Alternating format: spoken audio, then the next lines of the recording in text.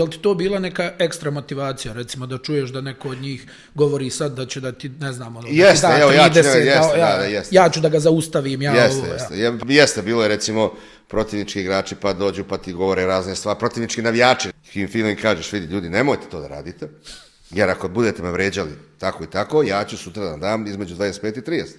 I tako se desi. Neki put i 40.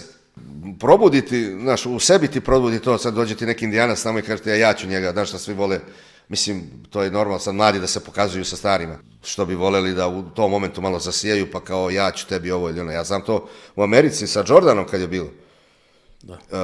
Bilo je par nekih igrača koji su nešto ložili da će oni da ga čuvaju. Prvo, Jordan niko nije mogao da čuva, da se razumem. On jedino od njega zavisi da li će da nam da 50 ili će da nam da 30 ili 15. Onda on kad vidi da se taj neko loži, onda njega apsolutno ne interesuje ni pobjeda ni ništa i ide samo da bi tebe gazio.